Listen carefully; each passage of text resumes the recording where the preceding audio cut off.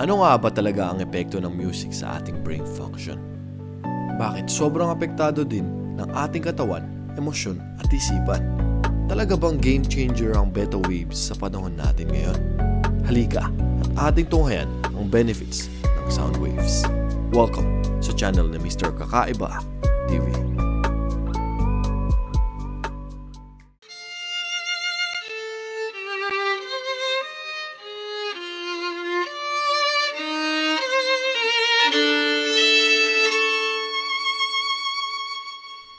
Alam nyo ba na may tunog na kayang magdala sa atin sa deep relaxation? Ang vibrations mula sa mabagal na sounds tulad ng beat ng drums or hum ng isang gong ay kayang makapagpalambot ng tense muscles, magpakalma ng isipan at makabawas ng stress. Kapag ang katawan natin ay nakakaramdam ng low-frequency vibrations, parang pinapadalhan tayo ng massaging effect sa ating nervous system na nagpapakalma ng katawan.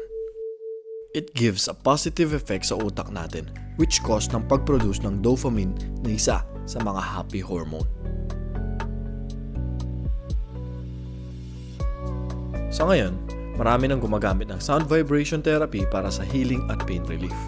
Sa therapy na ito, ginagamit ang iba't ibang musical instrument. Isang example ay ang handpan.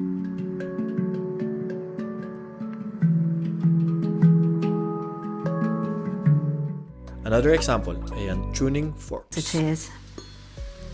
So activate it, and although you can't hear it so strongly, you can feel the vibration, and as soon as you touch it on any part of the body, you feel that vibration going in, and it's actually very soothing.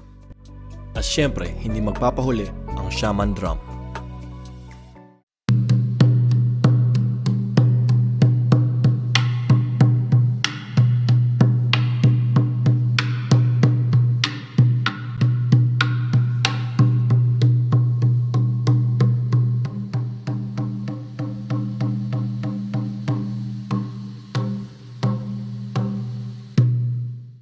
Diba, kakaiba?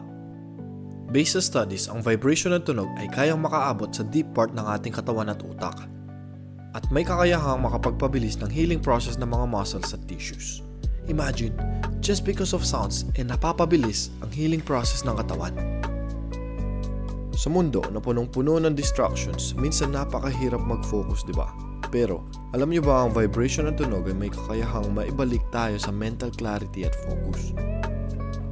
May mga tunog na nakaka-stimulate sa beta waves and gamma waves ng ating utak. Ano nga ba ang mga waves na ito? Nagkakaroon tayo ng gamma waves kapag may strong mental activities tayong ginagawa tulad ng pag-aaral at problem solving. Ang beta waves naman has 14 to 38 Hz na nangyayari kapag tayo ay active and it allows us to concentrate. Ang beta waves ay may brain waves na responsible sa ating focus and alertness. Kaya may mga tao na nakikinig ng binaural beats, 8 to 13 Hz na nakakapag-encourage ng relaxation, promote positivity, and decrease anxiety. Ating pakinggan ang isang example ng isang binaural beat.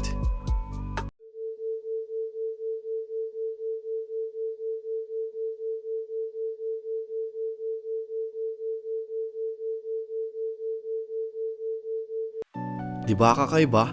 Nakakapangilabot.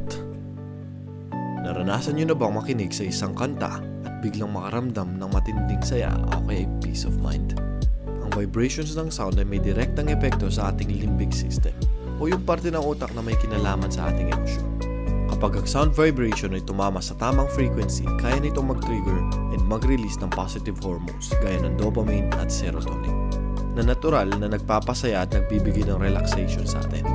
Kaya minsan ang simpleng pagkanta o pakikinig ng kanta ay parang therapy na rin sa mga pinagdadaanan o gustong makatanggal ng stress.